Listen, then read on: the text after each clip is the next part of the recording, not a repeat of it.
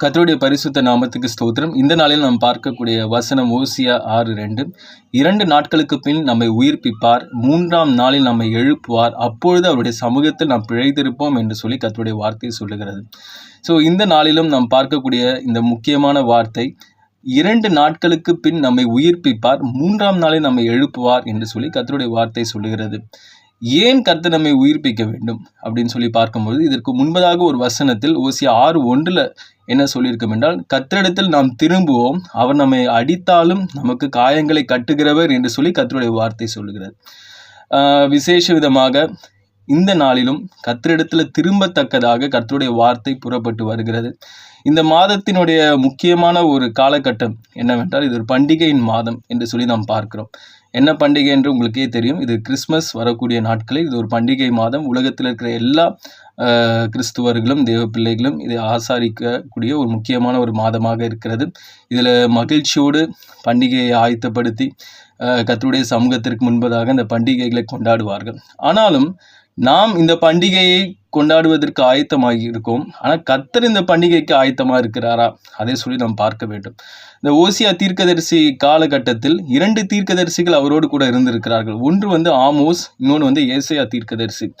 Amos, ஓசியா, ஏசாயா இந்த 3 தீர்க்கதரிசிகளும் 2ஆம் யெரொபெயாம் இஸ்ரேல் தேசத்தில் ஆட்சி செய்த போது ஒன்றாக இருந்தவர்கள் தான்.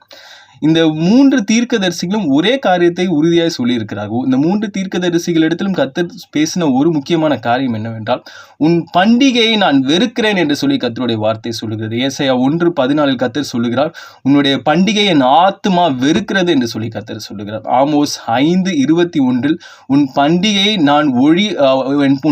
நான் வெறுக்கிறேன், பகைத்து வெறுக்கிறேன் என்று சொல்லி கர்த்தருடைய வார்த்தை சொல்லுகிறது.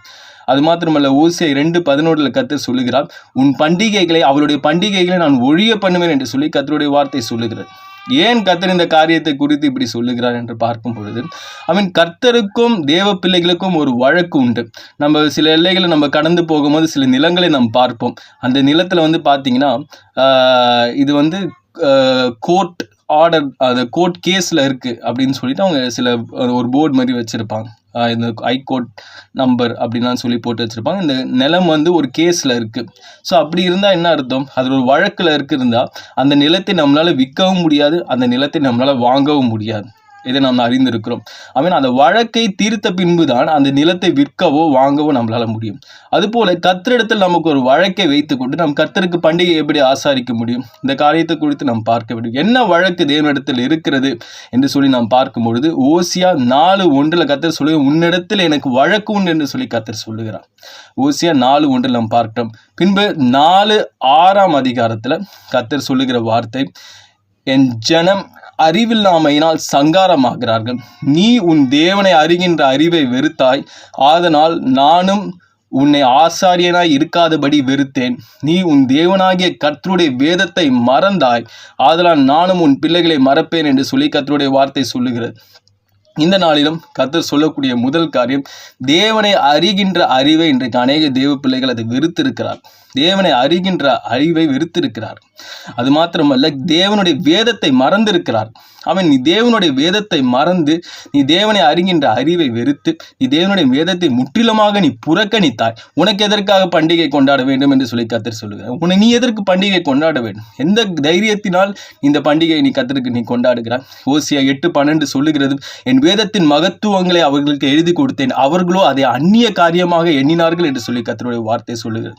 இன்றைக்கும் அநேக ஆண்டவ பிள்ளைங்களுக்கு வேதத்தை தொட்டு பார்ப்பதற்கு கூட நேரம் இல்லாமல், வேதத்தை எப்பாவது ஒரு முறை படிக்கக்கூடியவர்களாக இருந்து, ஆனால் பண்டிகை காலத்தில் மாத்திரம் கர்த்தருடைய பண்டிகை நீ கொண்டாட வருகிறாய். கர்த்தர் உன் பண்டிகை வெறுக்கிறேன் என்று சொல்லி கர்த்தருடைய வார்த்தையை சொல்லுகிறார். நீ தேவனை அறிகின்ற அறிவை வெறுக்கிறாய். முதல் காரியம், நீ தேவனை அறிகின்ற அறிவை வெறுக்கிறாய். 2வது காரியம், கர்த்தருடைய வார்த்தை சொல்லுகிறது, உன் தேவனாகிய கர்த்தருடைய வேதத்தை மறந்தாய் என்று சொல்லி கர்த்தர் சொல்லுகிறார். 3வது ஒரு காரியத்தை கர்த்தர் சொல்லுகிறார். ஓசியா எழுதின தீர்க்கதரிசன புஸ்தகம் 4:16 கர்த்தர் சொல்லுகிறார், இஸ்ரவேல் அடங்காத கிடாரியாய் இருக்கிறான் என்று சொல்லி கர்த்தருடைய வார்த்தை சொல்லுகிறது. இன்னைக்கும் பார்க்கும் பொழுது அநேக தேவ பிள்ளைகள் கர்த்தரால் அடிக்கடி கடிந்து கொள்ளப்பட்டும் அவர்கள் உணர்வடையாமல் அடங்காத கிடாரிகளைப் போல சுற்றி திரிகிறார்கள்.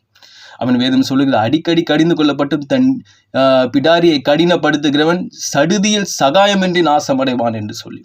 ஆமென். அடிக்கடி கடிந்து கொள்ளப்பட்டும் உன்னுடைய இருதயத்தை நீ கடிந்து கொள்ளப்பட்டும் நீ உன் இருதயத்தை கடினப்படுத்தி கொண்டிருக்கிறாய். நீ அடங்காத கிடாரியைப் போல சுற்றி கொண்டுகிறாய். ஆமென். கர்த்தர் இந்த காரியத்தை பார்த்து இதை குறித்து உன்னிடத்துல சொல்லக்கூடிய வார்த்தை இதுதான். நீ அடங்காத கிடாரியைப் போல இருக்கிறாய் என்று சொல்லி கர்த்தருடைய வார்த்தை சொல்லுகிறது. இரண்டாவது கர்த்தர் சொல்லக்கூடிய காரியம் என்னவென்றால், நான்காவதாக கர்த்தர் சொல்லக்கூடிய காரியம் என்னவென்றால் ஓசியா 5:11. எப்ராயிம் தகாத கற்பனைகளை மனதார பற்றி கொள்கிறான். தகாத கற்பனைகளை இன்றைக்கு ஆண்டு பிள்ளைங்க, கர்த்தருடைய பிள்ளைகள் சில கோட்பாடுகளை சில காரியங்களை உறுதியாய் பிடித்து கொண்டு அந்த காரியத்தில் தான் நான் நடப்பேன், தேவனால் அங்கீகரிக்கப்படாத சில கற்பனைகளையும் தேவனால் அங்கீகரிக்கப்படாத சில கட்டளைகளையும் உறுதியாய் பிடித்து கொண்டு அதை தான் நான் பின்பற்றுவேன், இதை இல்லை அப்படின்னு சொல்லி பேசக்கூடிய அநேக ஆண்டவர் பிள்ளைகள் உண்டு. இந்த காரியத்தை குறித்து கர்த்தர் உன்னை எச்சரிக்கிறார். வேதத்திற்கு புறம்பாய் காணப்படும் அநேக காரியங்களை நீ மனதார பின்பற்றி கொண்டிருக்கிறாய். அந்த காரியத்தை குறித்து நீ மிகவும் கவனமாய் இருக்க வேண்டும் என்று சொல்லி கர்த்தருடைய வார்த்தை சொல்லுகிறது. அது மாத்திரமல்ல, ஐந்தாவது ஒரு காரியத்தை கர்த்தர் சொல்லுகிறார். என்னவென்றால், இரக்கம். உன்னிடத்துல இரக்கம் காணப்படவில்லை. ஓசியா 6:6 கர்த்தருடைய வார்த்தை சொல்லுகிறது, பலியை பார்க்கிலும் இரக்கத்தையும் தகன பலியை பார்க்கிலும் தேவனை அறிகின்ற அறிவையும் நான் விரும்புகிறேன் என்று சொல்லி, நீ கர்த்தருடைய சமூகத்தில் நீ காணிக்கைகளை எடுத்துட்டு வந்து, ஆமென், கர்த்தருடைய சமூகத்தில் நீ பொருத்தனைகளை செய்து காணிக்கைகளை செலுத்தி கொண்டிருக்கிற. எதற்காக அந்த காணிக்கை? உன் காணிக்கை நிராகரிக்கப்பட்டது. ஆமோஸ் 5:22 கர்த்தருடைய வார்த்தை சொல்லுகிறது, நீங்க தகன பலிகளையும் போஜன பலிகளையும் எனக்கு செலுத்தினாலும் அவைகளை நான் அங்கீகரிக்க மாட்டேன் என்று சொல்லி கர்த்தருடைய வார்த்தை சொல்லுகிறது. உன்னிடத்துல இரக்கம் இல்லையே, உன்னிடத்துல இரக்கம் காணப்படவில்லை, நீ எதற்கு கர்த்தரிடத்துல பலியை கொண்டு வருகிறாய்? உன்னுடைய காணிக்கை எடுத்துக்கொண்டு நீ பின்வாங்கி போ. கர்த்தருடைய சமூகத்தில் அதை வைக்காதே, அதை கர்த்தர் அங்கீகரிக்கவில்லை என்று சொல்லி கர்த்தருடைய வார்த்தை சொல்லுகிறது. உன்னிடத்தில் இரக்கம் காணப்படவில்லை. அவன் உன்னுடைய சொந்த மனைவியை உன் சொந்த பிள்ளைகளை கஷ்டப்படுத்தி விட்டு நீ கர்த்தருடைய சமூகத்தில் வந்து நின்று கர்த்தருக்கு நீ பலி செலுத்தலாமா? வேண்டாம், அந்த பலி வேண்டாம் என்று சொல்லி கர்த்தர் சொல்லுகிறார். அந்த பலி வேண்டாம், அதை எடுத்துக்கொண்டு போ, அதை நீயே வைத்துக்கொள் என்று சொல்லி கர்த்தர் சொல்லுகிறார். அதை செலுத்தினாலும் அது அங்கீகரிக்கப்படாது. அது கர்த்தர் தனக்கென்று தெரிந்து கொள்ளவில்லை. அது கர்த்தர் தனக்கென்று தெரிந்து கொள்ளாத ஒரு பங்கு. அதற்கான நன்மையை நீ பெற்றுக்கொள்ள மாட்டாய். ஏனென்றால் உன்னிடத்தில் இரக்கம் இல்லை. கர்த்தரிடத்தில் கர்த்தருக்கே நீ பரிதானம் கொடுப்பாயோ என்று சொல்லி கர்த்தருடைய வார்த்தை சொல்லுகிறார். அது மாத்திரமல்ல, இன்னொரு காரியத்தை கர்த்தர் சொல்லுகிறார். ஓசியா 6:4, உங்கள் பக்தி காலையில் காணப்படும் மேகத்தை போலும் விடியற் காலத்தில் காணப்படும் பனியை போலும் ஒழிந்து போகிறது என்று சொல்லி, சில எல்லைகளில் சில நேரத்தில் நீ கர்த்தருக்கு என்று வைராக்கியமாய் நீ எழுந்து கர்த்தருடைய வார்த்தையை நீ பின்பற்றுகிறாய். சில நேரத்தில் கர்த்தருக்காக நிற்கிறாய்.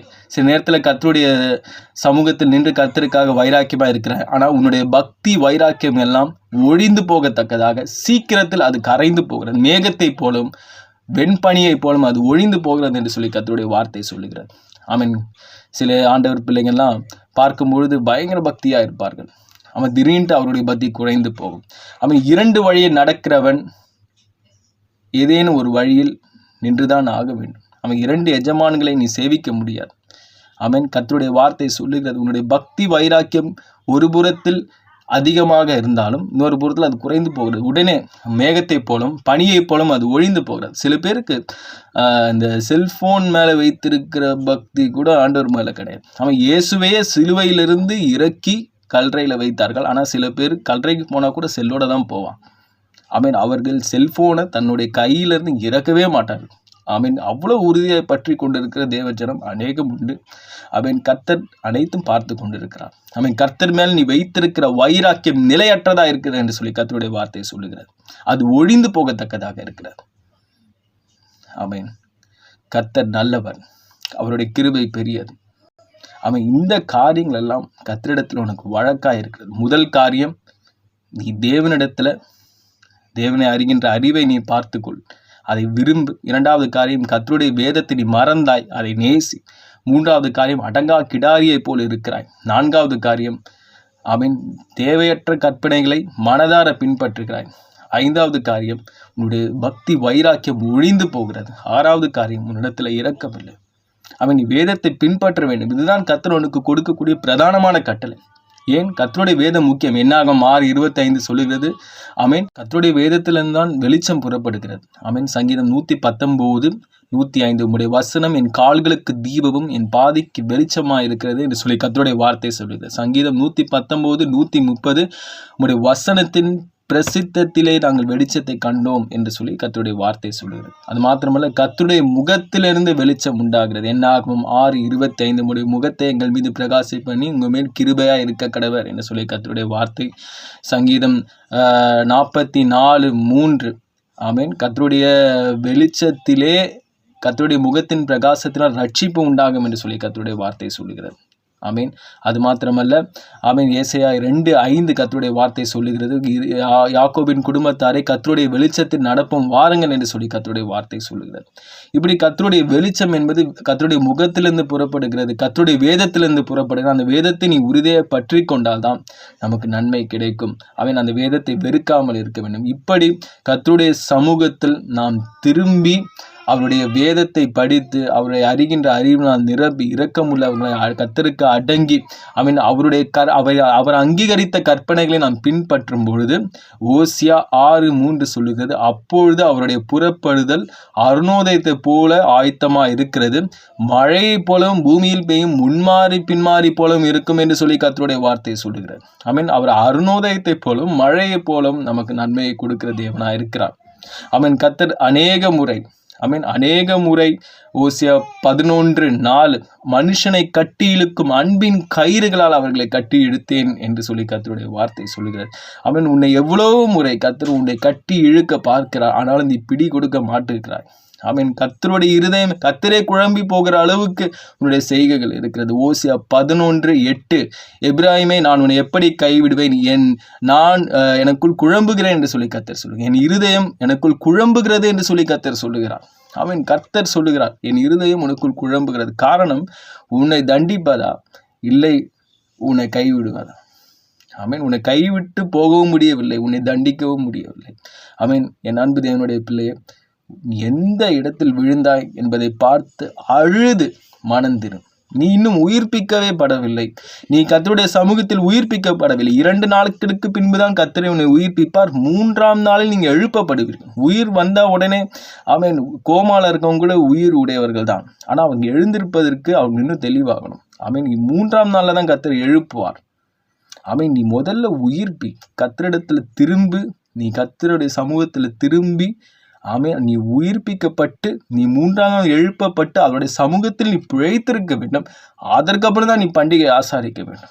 இல்லை என்றால் உன் பண்டிகை கர்த்தருடைய சமூகத்தில் அருவருப்பா இருக்கிறது, அதை உன்னை விட்டே தூரம் போடும். பண்டிகையை கர்த்தர் அருவருக்கவில்லை, நீ செய்கிற காரியத்தை கர்த்தர் அருவருக்கிறார். நீ கர்த்தருடைய இடத்துல வழக்கு வைத்து கொண்டு இந்த காரியத்தை எல்லாம் செய்யாது. கர்த்தர் உன்னை பார்த்து கொண்டிருக்கார். இப்படியெல்லாம் செய்யும்பொழுது ஓசியா 15:4 சொல்லுகிறது. அப்பொழுது நான் இஸ்ரவேலுக்கு பனியை போலவும் அவன் லீலி புஷ்பத்தை போல மலர்வான், லெபனோனை போல வேரூன்ற வேண்டும். கர்த்தருடைய சமூகத்தில் வேரூன்றி இந்த காரியத்தை எல்லாம் பார்த்து நீ மனம் திரும்பு, கர்த்தர் உன்னோடு கூட இருப்பார். அப்பொழுது நீ செலுத்தும் காணிக்கைகளும் நீ ஆசாரிக்கும் பண்டிகையிலும் கர்த்தர் பிரியப்படுவார். உன் ராஜா பிரியப்படுவார், உன் சேனைகளின் கர்த்தர் பிரியப்படுவார், அதில் அவர் மகிழ்வார். நீ கர்த்தருடைய சமூகத்தில் பிழைத்திருப்பாய். கர்த்தர் உங்களை ஆசீர்வதிப்பார்.